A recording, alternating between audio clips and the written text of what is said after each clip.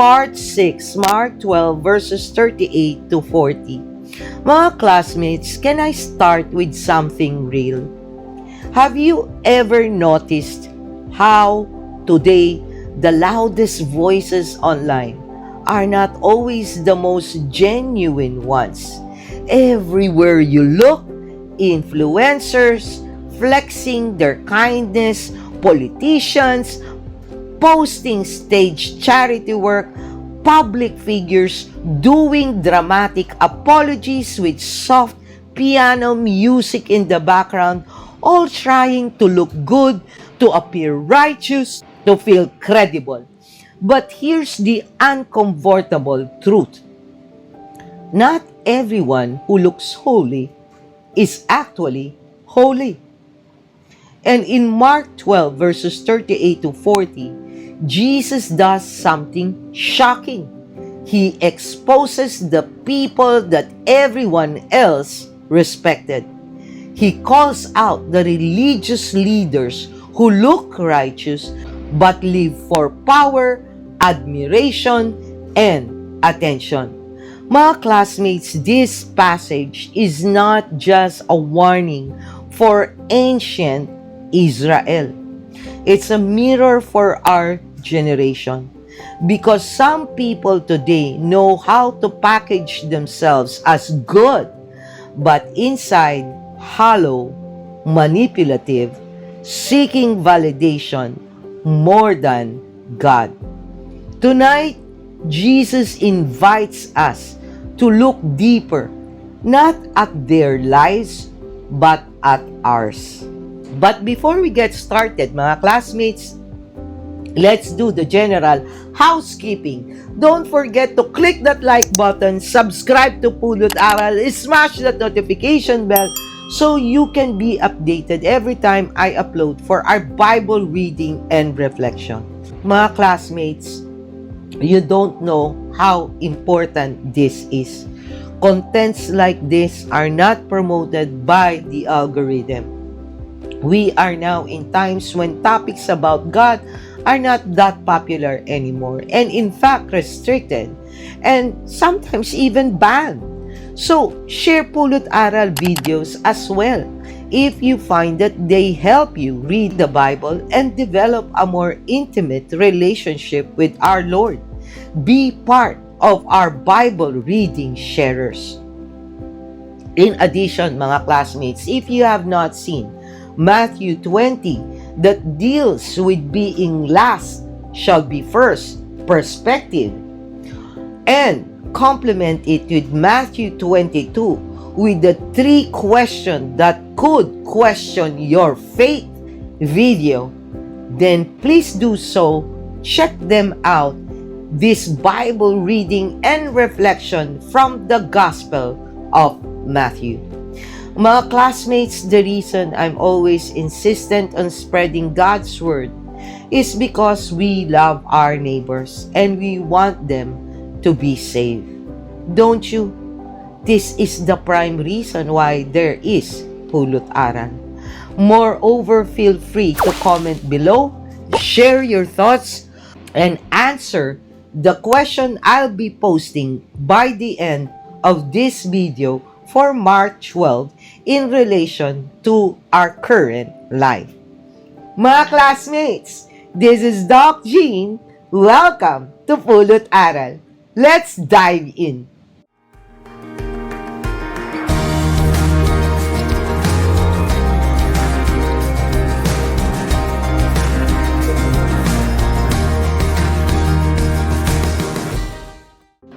Before we start with our exciting discussion about Mark 12, let's pray and have the Holy Spirit bless us with concentration, discernment, and desire to finish reading Mark 12 all the way. Heavenly Father, you are our strength, our protector, and our truth. Keep us from destruction and deception, and reminds us always to wear your full armor against the enemy's schemes. Help me and my classmates, Father God, to hear what you want us to hear see what you want us to see, and live what you want us to live. Lord, let your presence touch every heart watching this video. Remove pride, bias, and division so only your truth remains.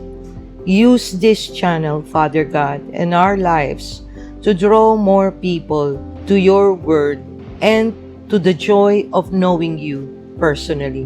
Strengthen our faith, deepen our obedience, and make our lives shine with your love so others may see you in us. Let them be moved, Father God, to help this channel grow so we can spread and build a Bible reading community who speaks your words. Increase our desire, discern well, obediently do, and delight more to live a life according to your will. This we ask through Christ our Lord. Amen. Mga classmates, let's read first the Bible passages of Mark 12 verses 38 to 40. I will be reading from the ESV version. Beware of the scribes.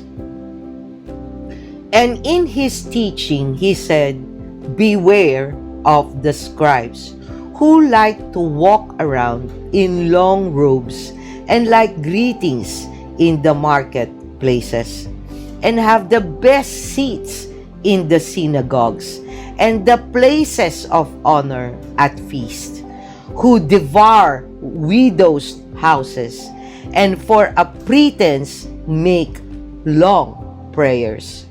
They will receive the greater condemnation. Mga classmates, let's do the general overview and context of Mark 12 verses 38 to 40. Let's go back to the setting, mga classmates. If you have not seen the previous parts of this series, Jesus is still inside the temple courts, the most sacred space in Jewish culture. Everyone is watching him. He already silenced the Pharisees, faced the Sadducees, and taught the crowds. But now, he speaks not to his enemies, but to the people listening. Why? Because the religious experts, the scribes, were highly admired. They wore long robes. They prayed long prayers, and they always look spiritual. But beneath the surface, history shows they enjoyed honorific titles, the best seats in public gatherings, social privilege, financial gain at the expense of widows. And in Jewish culture, widows were the most vulnerable. If a widow loses her home or inheritance, she loses everything. So when Jesus says they devour widows' houses, that was not a metaphor. It was literal corruption. It was spiritual manipulation. It was abuse of power. Mga classmates, imagine the shock of the crowd that day. People they admired were suddenly exposed. And the question is, would we have been brave enough to listen? Now, let's have a discussion on Mark 12, verses 38 to 40. Mga classmates, if there's a passage that feels like it was written for our generation, this is it. Here, Jesus isn't performing a miracle. He's not debating with the Pharisees. He's not answering trick questions. Instead, he does something more unsettling. He exposes the motives of people who looked holy, sounded holy, and acted holy, but were actually living for attention, praise, and power. Look at Jesus' words carefully. Long robes. They wanted to look important. Greetings in the marketplaces. They wanted to feel important. Best seats. They wanted public honor. Long prayers. They wanted to appear spiritual. Devour widows' houses. They use religion for personal gain. Mga classmates, do you notice something? This is definitely not just ancient behavior. This is exactly what it is today. We see spiritual influencers online chasing clout, politicians doing photo op charity, celebrities using kindness campaigns to repair their image, even Christians falling into the trap of looking like we have it all together instead of actually walking humbly with God. The danger is not just in them, mga classmates. The danger is also in us. Because every day, we're tempted to curate our goodness, to polish our reputation, to perform righteousness instead of living it. But Jesus reminds us God sees the heart behind the habit. He sees the motive behind the ministry. He sees the real life behind the public image. And Jesus is not impressed by performance. He's drawn to authenticity. You don't need long prayers, mga classmates. You don't need spiritual branding. You don't need to look holy. You just need to be real with God. In the end, what matters is not the applause of people, but the approval of the Father. Simply put, which is more important to you? Validation of God or validation of man? And honestly, mga classmates, many of us, sadly to say, truly craves for the latter than the former.